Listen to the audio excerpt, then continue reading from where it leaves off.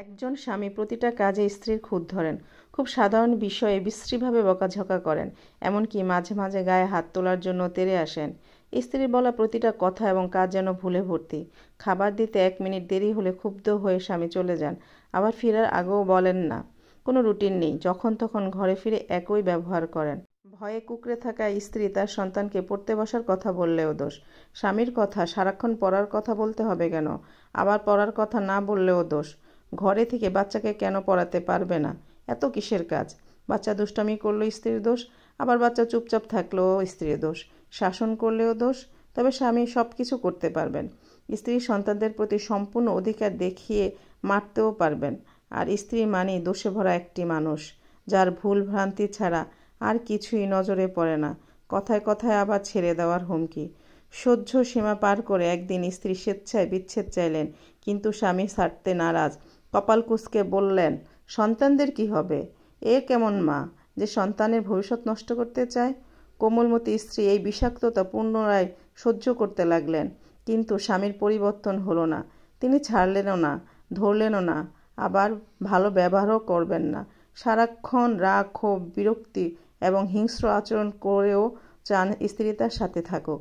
এই পৃথিবীতে এমন স্ত্রীদের অভাব নেই, যারা দিনের পর দিন এই একটা টক্সিক মানুষকে সহ্য করে যাচ্ছে। তিনি জানেন মানুষটি শুধরাবে না, তবুও সন্তানদের দিকে তাকিয়ে সবটুকু মেনে নেন, কেন যেন সন্তান তার বাবাকে না হারায়। অথচ এইসব বাবারা কিন্তু কখনোই সন্তানের প্রতি টান দেখান না। উল্লিখিত ঘটনা এক নারী বর্তমানে বাইপোলার ডিসঅর্ডারে আক্রান্ত, যার নিরাময় অযোগ্য। এই নারী এখনও না আছে সুখ বুঝে, না কোনো দুঃখ বুঝে। হাসতে হাসতে কেঁদে ফেলে, কাঁদতে কাঁদতে হেসে ফেলে। রাত কাটে তার টক্সিক মুহূর্ত স্মরণ করে। নিজের জীবনের প্রতি এতটাই বিতৃষ্ণা বিষাদে জমে গেছে যে মৃত্যুকে তার মুক্তি বলে মনে হয়। এ ধরনের রোগীরা সুযোগ পেলে পরিশেষে মৃত্যুকেই বেছে নেন। দুঃখজনকভাবে অসুস্থ স্ত্রী এখন স্বামীর বোঝা। এখনও সে আগের মতো স্বামী তার টক্সিক আচরণ ধরে রেখেছেন। তবে স্ত্রীও আগের মতো কুঁকড়ে নেই।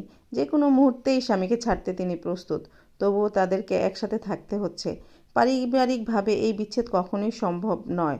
স্বামীও তা চান না। এত কিছুর পরেও স্বামীর আচরণ আর বদলায়নি। তিনি স্ত্রীকে রাখতে চান, কিন্তু ভালো ব্যবহার ও ভালোবাসা দেখাতে পারবেন না। জগতের সব কিছু দিয়ে হলে স্ত্রীকে পাশে দেখতে চান, তবে স্ত্রীকে এতটুকু মানসিক শান্তি দিতে পারবেন না। এমনকি এই যে তার ধরে রাখার চেষ্টা, এটাও স্ত্রীকে বুঝতে দেন না। টক্সিক পার্সন বরাবরই ভয়ঙ্কর এবং বিপজ্জনক এক অভিশপ্তর নাম। সময়মতো তা প্রতিহত করতে না পারলে এরা একটা মানুষকে তিলে তিলে ধ্বংস করে দেয়। অন্যকে মানসিকভাবে অত্যাচার করার ক্ষেত্রে প্রয়োজনে এরা নিজের সুখ শান্তি উপড়ে ফেলতে পিছপা হয় না। এটাই মেয়েদের ভাগ্য।